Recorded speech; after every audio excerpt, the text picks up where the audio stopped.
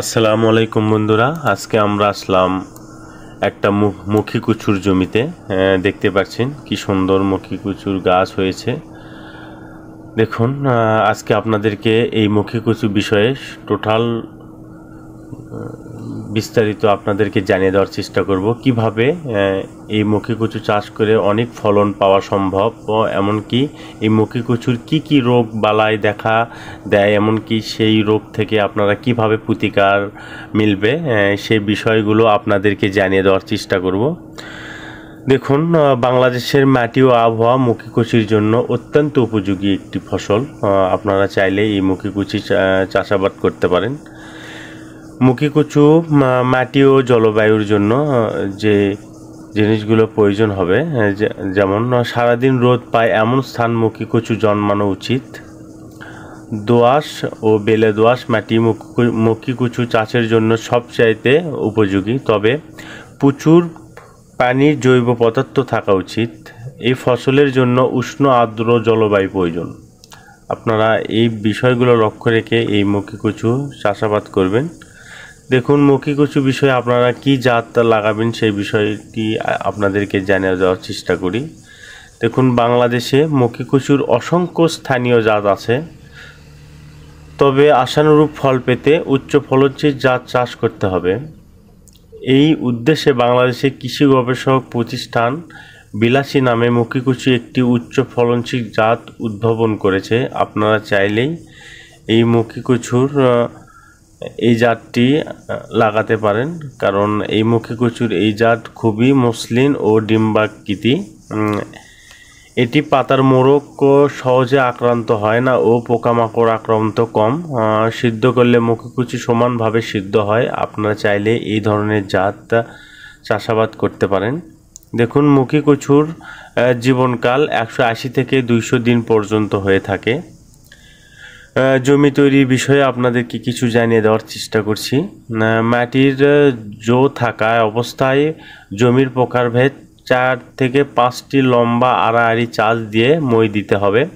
মাটি ঝুরঝুরে করে ফেলতে হবে। বীজ সাধারণত মুখী কচু ছড়া বীজ হিসেবে ব্যবহৃত হয়। প্রতিটি বীজের ওজন 15 থেকে 20 গ্রাম হওয়া বাঞ্ছনীয়।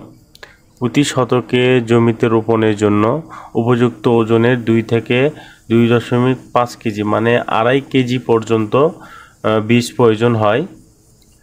বীজ বপনের সময় আপনাদেরকে জানিয়ে দেওয়ার চেষ্টা করছি। দেখুন, পানি সেচের ব্যবস্থা থাকলে ফাল্গুন মাস অর্থাৎ ফেব্রুয়ারি বীজ বপনের সবচেয়ে ভালো সময়, কিন্তু যদি সেই সুযোগ না থাকে তাহলে বৃষ্টিপাতের অপেক্ষা করতে হবে এবং প্রথম বৃষ্টিপাতের পরপরই বীজ লাগিয়ে ফেলতে হবে। তবে বৈশাখের পর এপ্রিলের পর বীজ লাগালে ফলন কম হবে। এই বিষয়গুলো আপনারা লক্ষ্য রাখবেন। দেখতে পাচ্ছেন বীজ লাগানোর দূরত্ব, এই বিষয়গুলো আপনাদেরকে জানিয়ে দেওয়ার চেষ্টা করছি। দেখুন, বীজ লাগানোর দূরত্ব নির্ভর করে মাটির গুণাগুণের উপর। সাধারণত 75 সেন্টিমিটার দূরত্বে বীজ বপন করতে হয়। যদি মাটির উর্বরতা কম হয় তবে 60 থেকে 25 সেন্টিমিটার বীজ বপন করতে পারেন।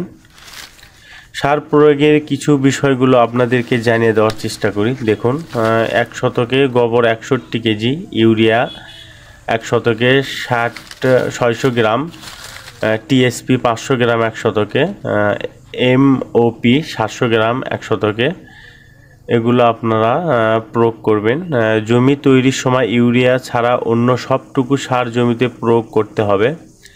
চারা গজানোর 40 থেকে 45 দিন ও 90 থেকে 100 দিন পর ইউরিয়া সার 2 কিস্তিতে প্রয়োগ করতে হবে। দেখুন, পরিচর্যা বিষয়ে আপনাদেরকে কিছু জানিয়ে দেওয়ার চেষ্টা করি। ইউরিয়া সার প্রয়োগের পরপরই বরাবর আইল তুলে দিতে হবে। দেখতে পাচ্ছেন এগুলোর মাঝে মাটি উঠাইতে হবে, তাহলে অনেক ফলন ভালো হবে, আপনার ফল বৃদ্ধি করতে সহায়তা করবে। আপনারা এগুলোর আইল মানে একটু লালা করে মাটি উঠাই দেবেন, তাহলে অনেক ভালো ফলাফল আশা করবেন। দেখতে পাচ্ছেন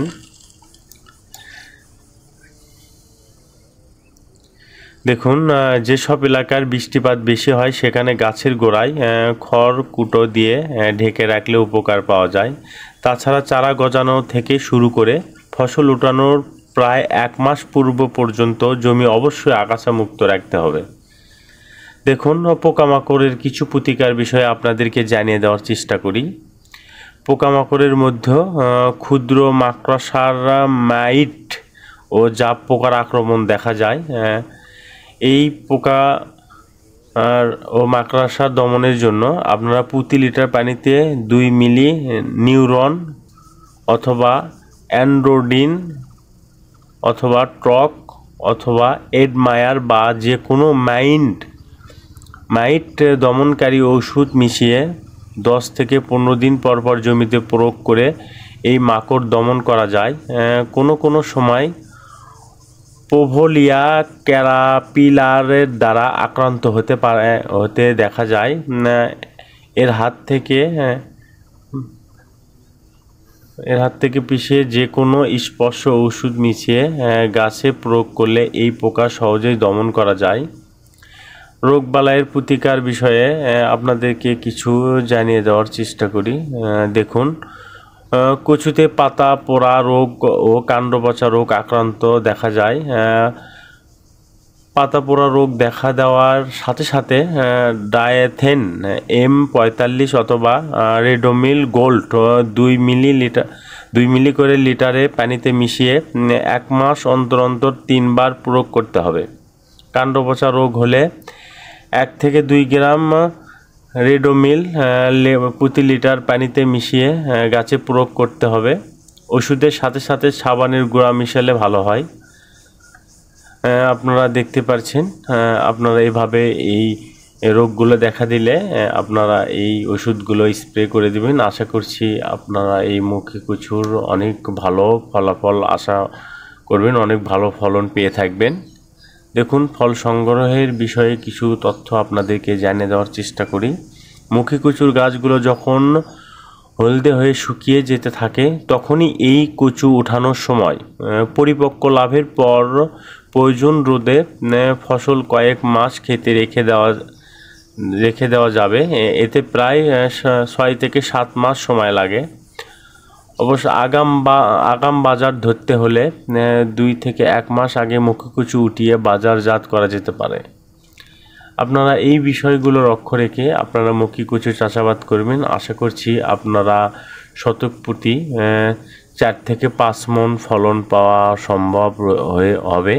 আপনারা এই পদ্ধতিগুলো অবলম্বন করলে আপনারা প্রতি শতকে 4 থেকে 5 মণ ফলন পাবেন এই মুখী কচুর।